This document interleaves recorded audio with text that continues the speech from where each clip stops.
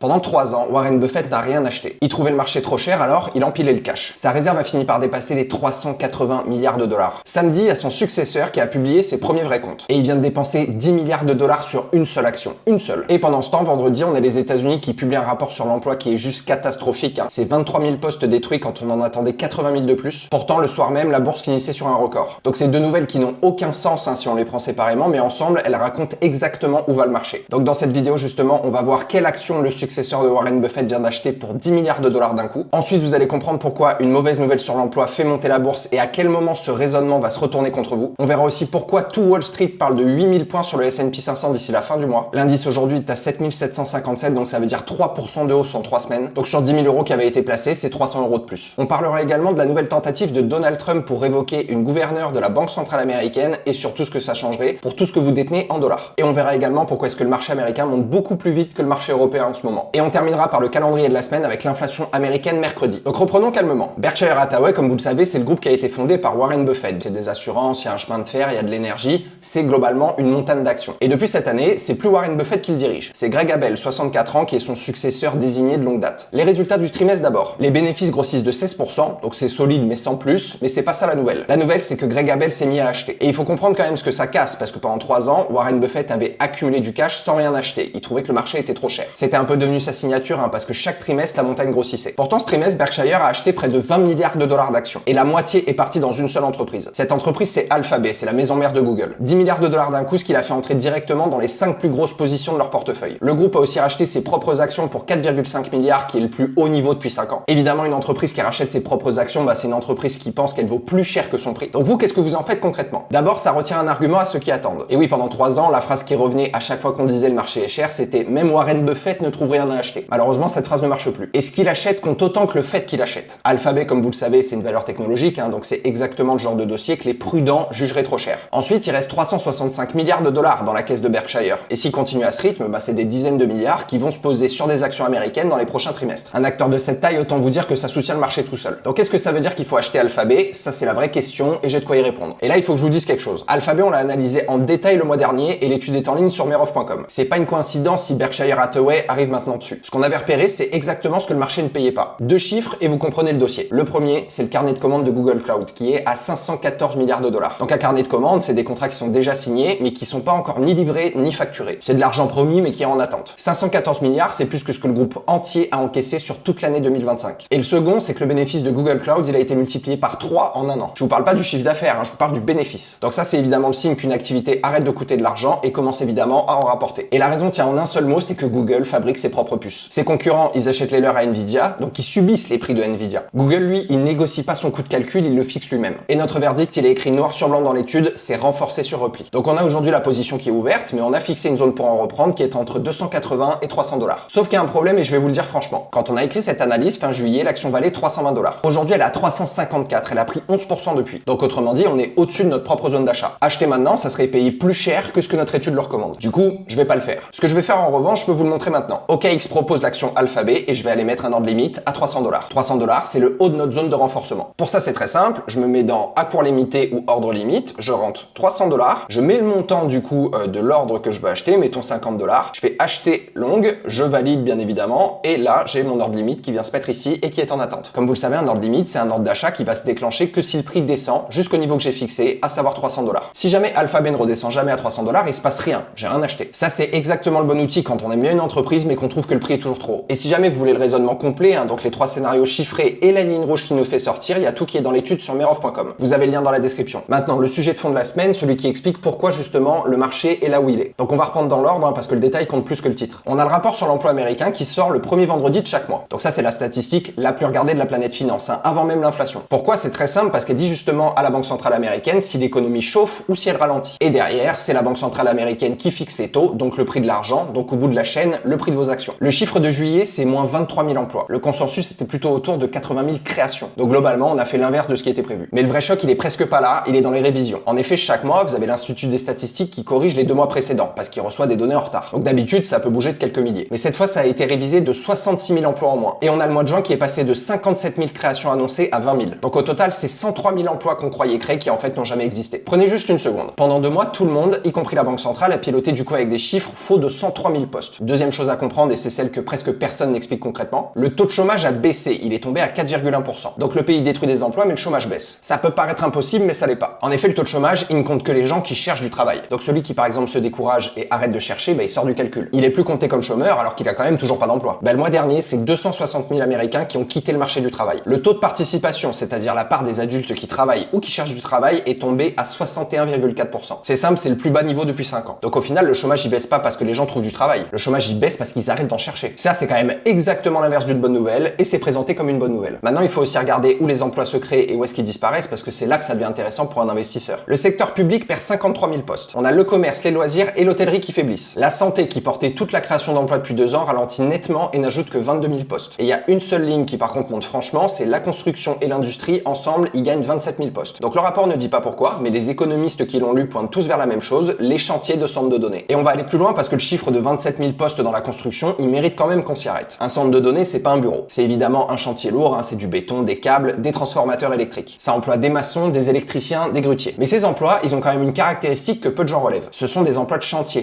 pas d'exploitation. Une fois que le bâtiment est terminé, il tourne avec très peu de monde. Autrement dit, ces postes, ils existent tant qu'on construit, mais après, il n'y a plus rien. Et c'est là du coup que les deux histoires se rejoignent. Souvenez-vous de ce que je vous ai dit il y a 15 jours sur les banques qui cherchent à revendre leurs dettes de centres de données. C'est plus de 65 milliards de dollars dont elles ne veulent plus. Donc si jamais les financements de ces chantiers se resserrent, on construit plus. Et si on construit plus, c'est la seule ligne qui crée encore des emplois aux États-Unis qui s'arrête. Je suis pas en train de vous dire que ça va arriver. Je dis juste que l'emploi américain et le financement de l'intelligence artificielle aujourd'hui, c'est le même sujet. Et malheureusement, il y a très peu de gens qui le regardent ensemble. Retenez ça parce que c'est le fil de toute la vidéo. Aujourd'hui aux États-Unis, le seul secteur qui au final embauche vraiment, c'est celui qui construit les hangars où tourne l'intelligence artificielle. Donc c'est une économie qui détruit des emplois partout, sauf là où on bâtit des serveurs. Et ça pose une question très simple, qu'est-ce qui se passe le jour où on arrête de construire? On en vient au paradoxe. Vendredi, on a le S&P 500 qui a gagné 0,62% et qui a fini à 7757 points. Donc c'est un record de clôture, c'est la meilleure semaine depuis avril. Le Nasdaq a pris 1,30%, 26 690 points. Et le taux américain à 10 ans, lui, est redescendu à 4,66%. Ce dernier chiffre, c'est la clé, je vais vous l'expliquer simplement. Le taux à 10 ans, c'est ce que l'État américain paye pour emprunter sur 10 ans. Donc c'est un peu le prix de référence de l'argent dans le monde entier. Quand il monte, tout le reste devient plus cher à financer et du coup les actions baissent. Et quand il descend, c'est l'inverse. Or aujourd'hui, la Banque centrale américaine, elle est pas en train de baisser ses taux. Elle envisagerait même plutôt de les monter. Donc sa fourchette actuelle, c'est toujours la même, entre 3,50 et 3,75%. Et vendredi, on a le marché qui donnait environ 60% de probabilité d'une hausse en septembre. Mais il y a un rapport catastrophique de l'emploi qui a complètement changé le calcul. Une banque centrale, elle monte pas ses taux dans une économie qui ralentit et qui détruit des emplois. Donc les investisseurs se sont dit, c'est génial, la hausse de septembre s'éloigne. Et du coup, ils ont acheté. Ça, dans une salle de marché, ça se dit bad news is good news. Voilà un exemple pour que le mécanisme vous reste. Imaginez une entreprise qui gagne 10 € par action chaque année. Donc la question que se pose le marché, elle est très simple. Combien d'années de bénéfices je suis prêt à payer d'avance pour posséder cette action? Aujourd'hui, disons qu'il accepte d'en payer 20. 20 fois 10 €, l'action vaut donc 200 €. Maintenant, les taux baissent. Ça veut dire que placer son argent sans risque à la banque ou en obligation d'État, ça rapporte moins qu'avant. Alors les mêmes investisseurs, ils vont se dire, puisque le sans risque ça rapporte peu, je peux payer un peu plus cher pour avoir des bénéfices d'entreprise. Et ils acceptent du coup d'en payer 22 au lieu de 20. L'entreprise, elle a rien fait. Elle gagne toujours ses 10 € par action. Elle n'a pas vendu un produit de plus. Et pourtant, son action, maintenant, elle vaut 220 $. Ça, c'est tout le mécanisme et c'est important de le garder. Une baisse de taux, ça fait monter la bourse sans qu'aucune entreprise gagne 1 € de plus. Ce qui a changé, c'est pas l'entreprise, c'est ce que les autres acceptent de payer pour elle. Et c'est bien pour ça que cette hausse-là, elle est plus fragile qu'une hausse qui est portée par les bénéfices. Maintenant, la limite de ce raisonnement, parce qu'elle est importante. Ce raisonnement, il marche tant que l'économie, elle ralentit, mais sans casser. Le jour où ce ralentissement, ça devient une récession, là, les entreprises, elles gagnent moins d'argent. Et là, il n'y a plus aucune baisse de taux potentielle qui peut compenser ça. Donc là, la mauvaise nouvelle, elle redevient une mauvaise nouvelle. Et évidemment, il n'y a personne qui sonne une cloche pour prévenir du basculement. Donc ce genre de lecture, celle qui prend le temps justement de regarder sous le chiffre du titre, c'est exactement ce qu'on fait tous les matins dans la newsletter. Elle est complètement gratuite, elle arrive avant l'ouverture des marchés et elle se lit en 3 minutes par jour. Il y a plus de 54 000 investisseurs qui la reçoivent, c'est sur meroff.com, vous avez le lien dans la description. Autre information qui est celle d'ailleurs dont tout le monde parle aux États-Unis en ce moment. Donc on a Tom Lee qui dirige la recherche chez Fundstrat, qui est une maison d'analyse new-yorkaise, a annoncé une cible. Le S&P 500 entre 7009 et 8000 points d'ici la fin du mois d'août. On va traduire parce que 8000 points, ça veut rien dire tout seul. L'indice aujourd'hui, il a 7757. Donc elle est à 8000, c'est une hausse de 3,1%. Si vous avez 10 000 € sur un fonds qui suit le S&P 500, ça fait 310 € de plus. Et surtout en 3 semaines. Donc dit comme ça paraît modeste. Mais 3% en 3 semaines sur les 500 plus grosses entreprises américaines, ça fait 50% de croissance à l'année. Évidemment, personne ne pense que ça peut continuer à ce rythme et c'est pour ça que la prédiction fait parler. Là aujourd'hui, son raisonnement, il tient en 2 arguments solides. Le premier, c'est que le grand nettoyage sur les paris de l'intelligence artificielle, il est quasiment terminé. Pendant des mois, il y a beaucoup d'investisseurs qui ont emprunté pour acheter des valeurs technologiques. Et quand ces valeurs ont baissé en juillet, ils ont été obligés de revendre pour rembourser. Donc ces ventes forcées, elles ont fait baisser encore plus les prix, ce qui a forcé les suivants à vendre. Donc si ce nettoyage est fini, cette pression, elle disparaît. C'est plus des gens qui sont obligés de vendre, c'est des gens qui choisissent. Le second argument pour moi est le plus solide, parce qu'il repose pas sur un graphique, mais sur de l'argent réellement gagné. On est à peu près à mi-parcours de la saison des résultats. Et sur cette période, les analystes ont revu à la hausse qu'ils attendaient attendez des entreprises américaines pour l'an prochain. Reprenons un peu le raisonnement qu'on vient de voir, mais dans l'autre sens. Le prix d'une action, c'est un certain nombre d'années de bénéfices qui sont payés d'avance. Donc si jamais le bénéfice attendu augmente alors que le prix lui ne bouge pas, alors vous payez mécaniquement moins d'années de bénéfices. Donc l'action elle est devenue moins chère sans avoir baissé d'un centime. Maintenant l'honnêteté, c'est que Tom Lee, il est structurellement optimiste. C'est son positionnement depuis des années et il faut le reconnaître, ça lui a très souvent donné raison dans un marché haussier. Et si vous le mettez en face par exemple d'un Michael Burry qui est plutôt quelqu'un de foncièrement baissier, qui est bearish, qui d'ailleurs vous parle d'un scénario à la 1987, bah là ça vous donne à peu près les deux bords extrêmes du débat. Donc pour moi le vrai travail il se trouve quelque part entre les deux. Information suivante, et elle est un peu passée sous les radars vendredi justement à cause du rapport sur l'emploi. On a Donald Trump qui a relancé sa tentative de révoquer Lisa Cook qui est gouverneur à la Banque centrale américaine. Deux mots pour comprendre l'enjeu parce qu'il est quand même beaucoup plus grand qu'il en a l'air. Le conseil de la Banque centrale américaine il compte 7 gouverneurs et c'est justement eux qui votent sur les fameux taux. Et leur mandat il est protégé précisément pour qu'un président ne puisse pas les remplacer quand il y a une décision qui lui déplaît. C'est ce qu'on appelle la fameuse indépendance de la Banque centrale. Et cette indépendance c'est pas un petit détail de droit constitutionnel. C'est même d'ailleurs ce qui permet à un investisseur étranger de prêter à l'État américain sur 30 ans. Et oui, il le fait en pensant que les taux ils seront fixés selon l'économie et pas selon un calendrier électoral. Alors pourquoi est-ce qu'un président voudrait changer un gouverneur de banque centrale? Parce qu'un président, ça veut toujours des taux plus bas. Des taux bas, ça veut dire du crédit pas cher, donc forcément de la croissance, et ça, c'est des électeurs qui sont plutôt contents. Une banque centrale, elle va monter les taux quand l'inflation dérape, et ça même si ça dérange. Donc en gros, remplacer un gouverneur par quelqu'un de plus accommodant, bah, c'est s'ouvrir des taux plus bas que ce que l'économie justifierait. Et concrètement, pour vous, qu'est-ce que ça changerait? Bah, trois choses dans cet ordre. D'abord, le dollar baisse, et oui, parce que les investisseurs étrangers, ils vont demander une prime pour prêter à un pays dont la banque centrale n'est plus indépendante. Si vous détenez des actions américaines, votre gain il se fait rogner par le change, hein, même si les actions montent. Ensuite, on a les taux longs qui vont monter, hein, parce que prêter sur 30 ans à ce pays, ça devient plus risqué. Et quand on a les taux longs qui montent, forcément les actions baissent. Et enfin, on a l'or qui monte, parce que c'est le refuge classique hein, quand on doute d'une monnaie. Donc pour l'instant, le marché ne bouge pas sur ce sujet. Il l'a d'ailleurs déjà vu passer une fois, et rien ne s'est produit. Mais si un jour ça aboutit, vous saurez quoi regarder. Le dollar d'abord, le taux à 30 ans ensuite. Autre information, un peu plus court, mais ça illustre bien la semaine. Airbnb a gagné 17,43% vendredi, à 178 $.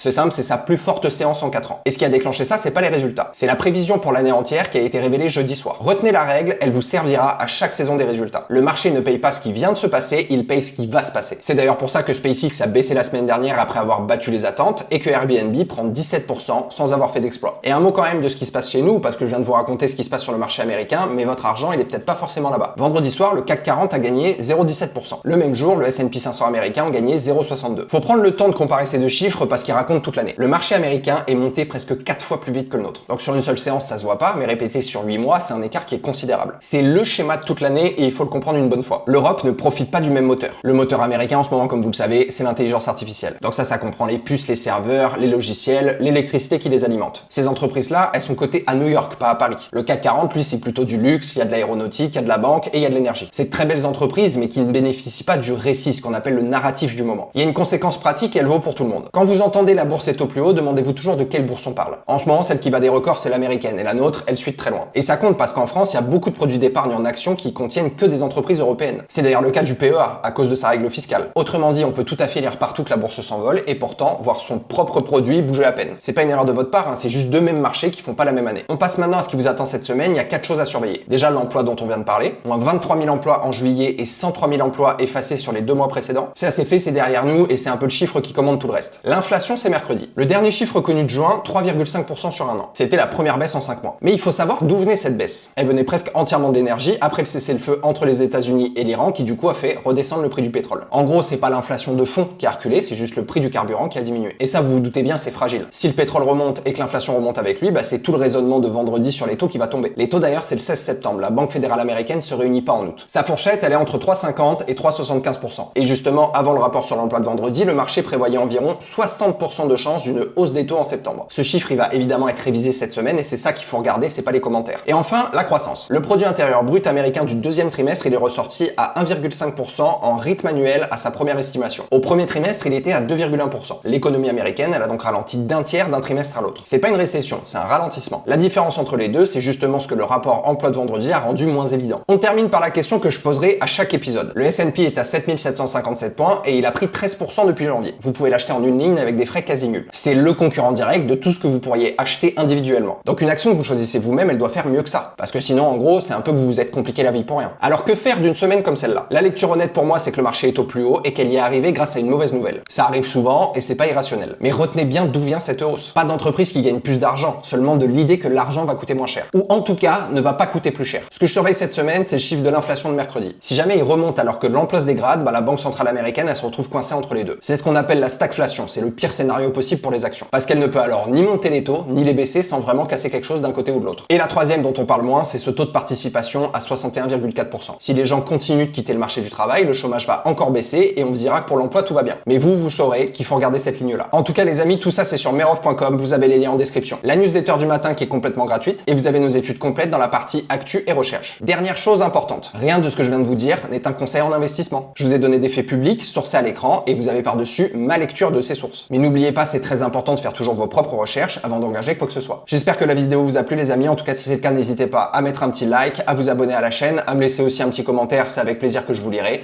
et on se retrouve dans la prochaine vidéo.